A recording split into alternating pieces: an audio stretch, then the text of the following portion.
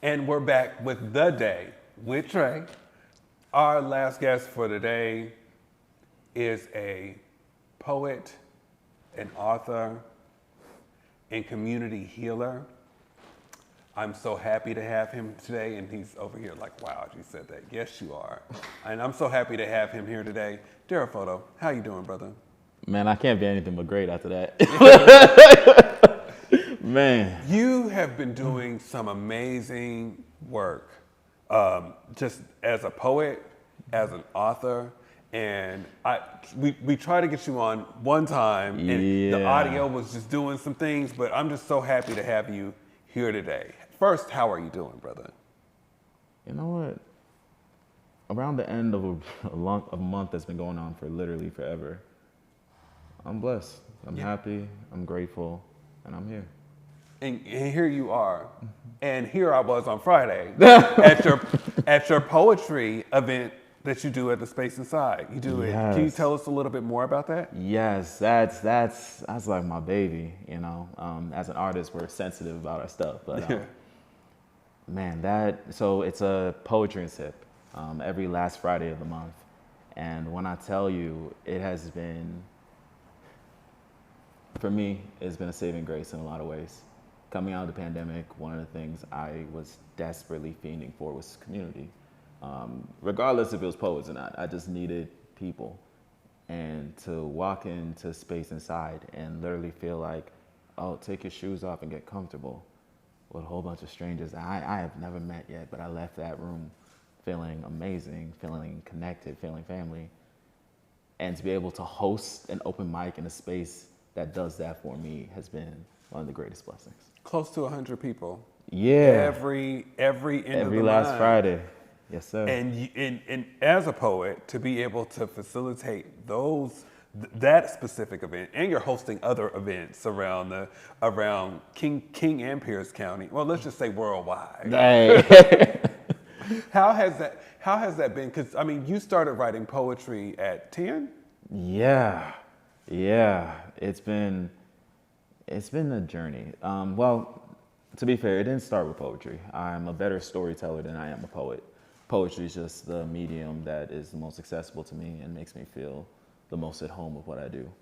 But it started off with just like writing essays for school, and then I had like a really racist thing happen in a safe way, and I just been getting into like slam poetry, and I sat down in an aisle at like 3 a.m. and wrote my first poem. Yeah. Got to perform it. And what was it called? Oh, God. You ain't got to recite it. Okay, hey, I was about to say, I was like, as long as you don't ask me, Good. My name isn't Toby. Your name isn't Toby. That was the title of the poem. It was, I was going through a lot, and just in terms of embracing my blackness and accepting what that means within the society I live in. And yeah, it just felt like at the time, there was a lot of pressure to be like the respectable black man, the super humble, super calm, and you know, I'm not that guy. I'm calm, I'm humble, but I can't deal with that respectability politic in that sense. Yeah, you remain you. In every aspect of the word, come on. And from My Name is Toby to writing many poems to then now being an author. Can you talk a little bit about your book? I mean, because I'm just saying. You know, I'm smiling because Deontay knows I'm the worst at self-promotion. Yes, so, and you need to be. What's your book called? My book is called Lessons in Chasing Paper Cuts. The concept was, at the time, writing felt like reopening wounds. Yeah. At the time, it was catharsis, yes, but it hurt to realize that my life, my perception of my reality, everything wasn't necessarily what I thought it was. Yeah. And so every time I was writing a poem, it was like a paper cut. Like I'm hurting myself to get this out, but at the end, it ended up being this beautiful compilation of scars that I am so proud of. And community is so proud of you. And the book is good, so y'all need to get I mean, it's cool, whatever. You need to get the book. And it's interesting because, you know, filling in for Trae this week, I was so excited, and I started kind of going through some things with losing someone, and in my head I made sure that I put you and Eleuthera here for this specific day because I know that my community folks have struggled. And one of the things that have helped get me through, as I'm still going through something now, just because you see people hosting things and you see them at events doesn't mean that we don't we don't deal, right? Because I am struggling. Grief and loss is real. It's like a weight that you carry. But one thing that has always helped me get through over the past year is when I come into Inside and I hear your Black Joy poem. So can you recite that for us today? Of course. Okay. Of course. I would love to. So this poem's called An Ode to Black Joy. Let's talk about it. Black joy, black joy. I'm talking smiling faces, all shades of beautiful. Darker than a new moon, yet still shine brighter than that midday sun. Black joy is a shooting star's inspiration. A wet giggle, escaping cracked lips to splash on molten sidewalks from blocks. Too familiar with this kind of heat and the pain that accompanies it. Black joy is a breath of fresh air in a world struggling to breathe. Black joy is a Sunday drive, backdrop with a city you'll never call home again. Call it sadness, call it depression, name it your demons, but never look back. Black joy is never looking back. It's knowing what you've been through, yet still finding the courage to greet the morning sun.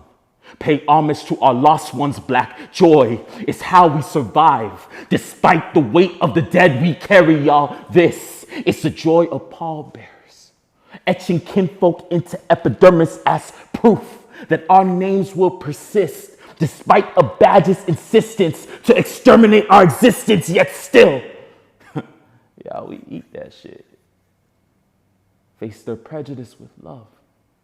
Hate with acceptance. Black joy is singing kumbaya while the world screams boom my yay. Black joy be defiance, a rebellion to the tune of we shall overcome. Black joy is a song found in the middle of a cotton field. A Negro spiritual, born from the burst back that broke master's whip. I'm talking a roadmap to freedom. Peeled from the hides of grinning slaves and inheritance, passed down from this lineage of martyrs who traded their lives to make our smiles this political, but still, black joy ain't just a statement. It's a verb, an action, not a movement. No trend to appease white guilt, but the inspiration for racist tears, which is not to say that their salt waters my garden. I'm just saying that a colonizer's discomfort will always make the sun shine brighter. Black joy is how my people make the sun shine brighter. A light bulb in the dark, a spark to ignite the mind of the uninspired. Black joy be the death of shadows haunting family trees, the dissolution of residues left from decades of decadence. Black joy is healing generational wounds. It's little black boys raised by single black mothers, becoming black fathers, protecting their sons and daughters. It's the house that our ancestors built, the house that we now call home. And I promise y'all, ain't nothing taking them keys away. Nothing can steal our joy. Thank you. I love you, brother. Come on now. Every time I hear it, I appreciate you. I appreciate you. I appreciate you. Please, if you can,